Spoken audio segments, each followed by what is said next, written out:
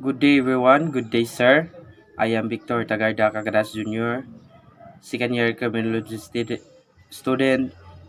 Today, I'm going to report a 20 minutes video about nationalism and patriotism.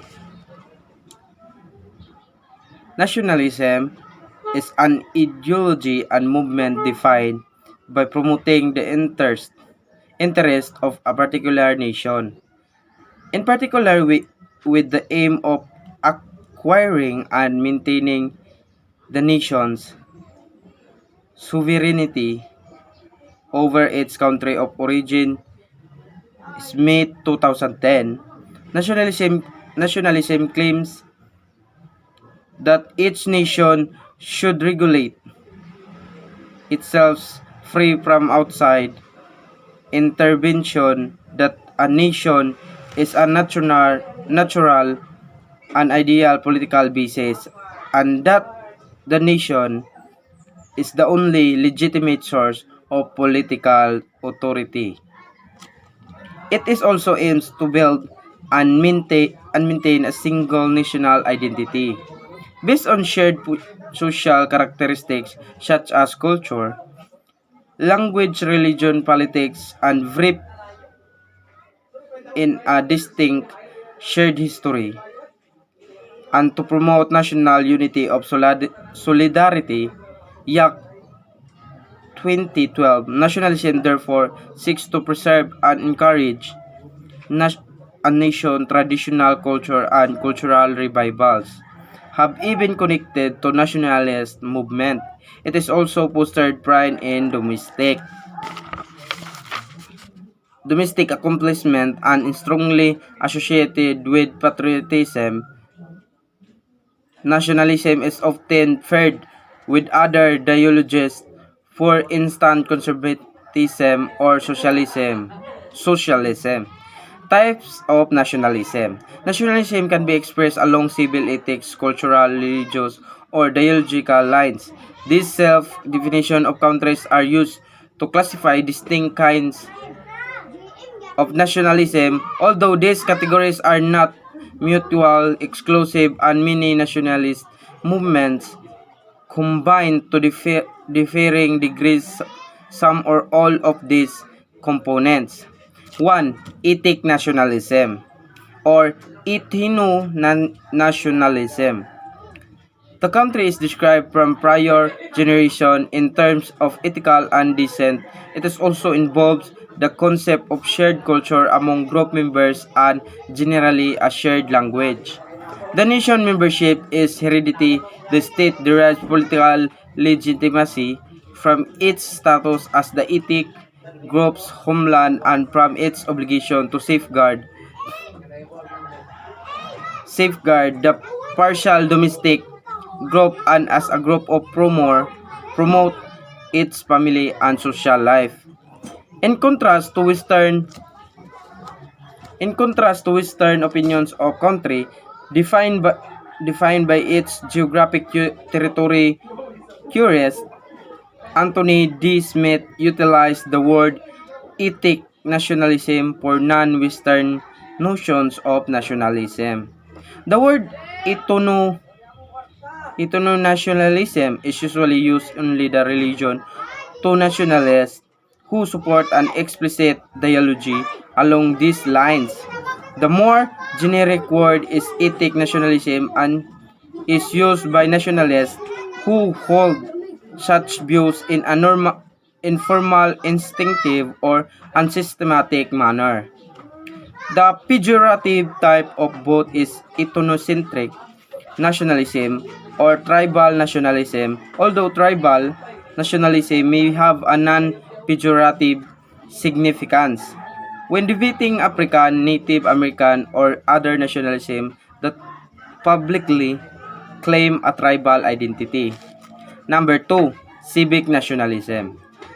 The state derives political legitimacy from its citizens' active involvement and the extent to which it reflects the will of the individuals. Civic nationalism lies within the traditions of rationalism and Liberalism lies within the traditional, but it is contrasted with ethnic nationalism as a type of nationalism. Civic nation membership is regarded to be voluntary. The growth of representative democracy in nations such as the United States and France was affected by civil national values. State national often couple of ethnic nationalism is a version of civic nationalism. It means that the country is a community of those who contribute to the state maintenance and strength, and that there is the person who contribute to that object.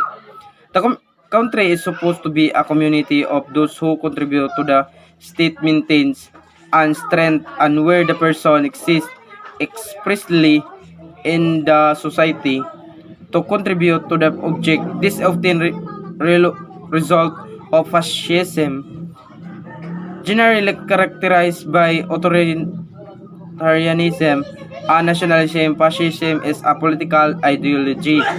And number three is expansionist nationalism, a radical form, a, a radical form of imperialism that includes independent patriotic feelings with a faith expansionism, generally through military aggression.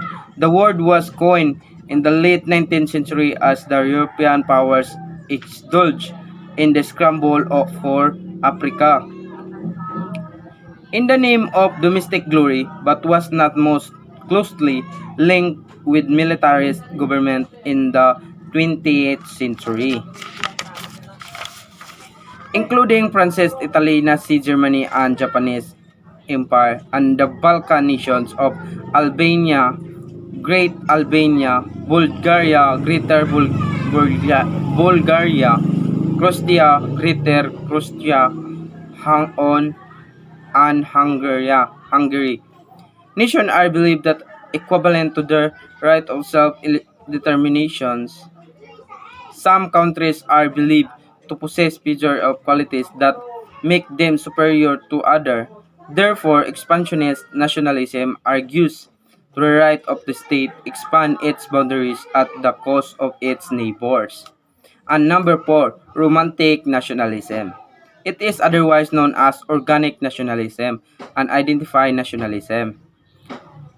nationalism is the form of ethnic nationalism in which the state derives political legitimacy as a result and expression of the nation natural. It is based on the presence presence of a historical ethnic culture that meets the romantic ideal. It expressed romanticism values and oppose the rationalism of enlightenment. A historical ethnic culture that meets the romantic ideal was emphasized by romantic nationalism. Folklore evolved as a romantic nationalism notions. And number 5, cultural nationalism. The country is described by shared culture, not solely civic or ethnic. Chinese nationalism is an instant of cultural nationalism partially due to China's many national minorities. Membership in the nation is the either completely voluntary nor hereditary. However, a traditional culture can be more readily integrated into the lives of any person, particularly if the person can be obtain his or her abilities at an early point of his or her own lives. Cultural nationalism has been defined as a variety of non-civil or ethical national. Nielsen, 1999. And the sixth is third world nationalism. Nationalism feelings are the outcome of opposition to colonial rule to survive and maintain a domestic identity. Number 7 is liberal nationalism. Liberal nationalism is a kind of nationalism lately defended by political philosophers who think that a non-xenophobic form of nationalism compatible with liberal values, liberty, tolerance, equality, and individual rights. Can exist, Tai Kim Kleika 1995, Miller 1995. It is asserted that in order to lead meaningful independent life, people need a national identity, and those liberal democracies need domestic identity to work correctly. Liberal nationalists often defend the importance of domestic identity by stating that people need a domestic identity to lead meaningful independent life, and that liberal democratic politics need domestic identity to work correctly of and John Stuart Mill are often true to be early liberal nationalists. Number 8, religious nationalism.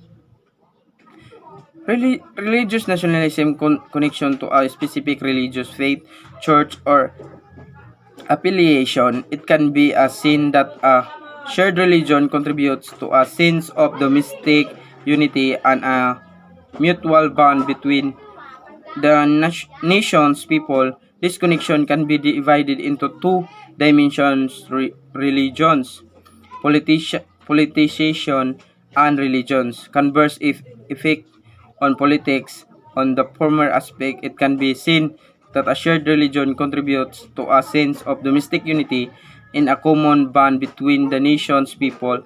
The support of a nation identity comparable to shared ethnicity, language, or cultural is the another political element of religion. More ideology is the impact of religion on the politics where presence interpretation of religious concepts inspire political activism and actions. For instance, legislation are enacted to encourage strict religious adherence. Number 9, pan-nationalism. Ethnic or cultural nationalism refers to a country that is itself a cluster of associated ethnic and cultural communities. Number 10, diaspora nationalism.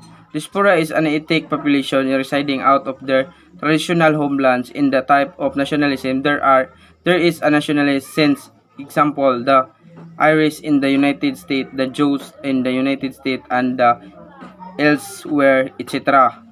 Number 11, stateless nationalism. On a national basis, example, the Catalans and Spain, an ethnic or cultural minority within a nation state aims independence. So, let's proceed to patriotism. Patriotism is a national pride, is a sense of love, dedication, and attachment to a country and in allegiance with other people who share the same expression. This attachment can be a mixture of many distinguishing emotions, including ethnic, cultural, political, historical elements related to one's own country. It is a predominant virtue, values, and beliefs. One who is patriotic will be willing to offer any sacrifice to his nation. He'll never live alone egotistically. For example, for the sake of his country, a soldier makes the ultimate sacrifice of his life for no other reason than being a citizen of that nation. Patriotism is the dedication of one's nation. In essence, patriotism is a sense of attachment and dedication to a country, nation, or political community, or just country love. The English word patriot is the first known in the Elizabethan period that originated from Latin 6th century patriota by Middle French meaning countryman, finally from Greek patriotis meaning from the same nation, patris meaning fatherland. Scott, the abstract noun patriotism. Kinds of patriotism. Patriotism of duty. Number 1, patriotism of duty. This includes fidelity to one's nation through material acts. This is a military service patriotism and becomes embodied, and it is ideal take praiseworthy, particularly actions. 2. Patriotism of affection. This is the nation of heart of the is about one's internal desire for his country well-being. The patriotism of affection can be seen in the patriotism of duty, but he doesn't necessarily result in its one can truly love his country and yet be coward, just as one can theoretically fulfill a patriotic duty with feel apathetic about the country's welfare.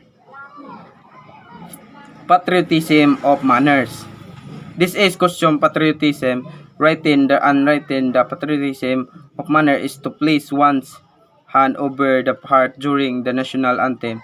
It can be performed by any without actual needing affection or duty patriotism, while the above types of patriotism show, at least in part, the real beliefs and hopes of person. The patriotism of manners established mostly a set of protocols. Types of patriotism.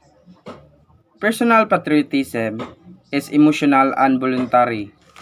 Voluntary, the patriot adheres of certain patriotic values such as respect for the flag or the honoring of veterans. Other expressions of personal patriotism including enlisting in the army, public service, and participation in the political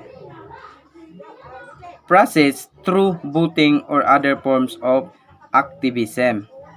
Official patriotism promoted by the government, which number 2, official patriotism promoted by the government which has a high symbolic and ceremonial content. It is a logical consequences of the state itself, which derives legitimacy from being the expression of the common good of the political community.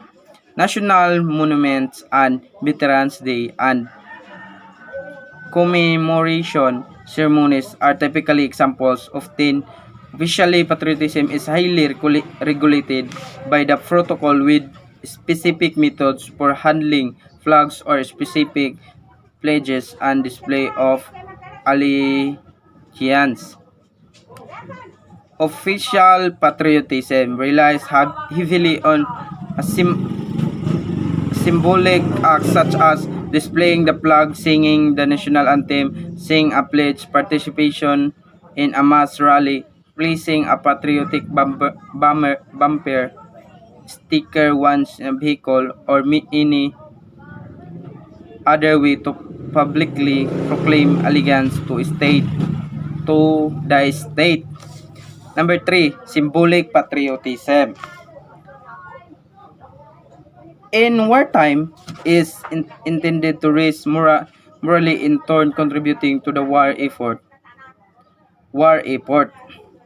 Number 4, peacetime patriotism cannot be easily linked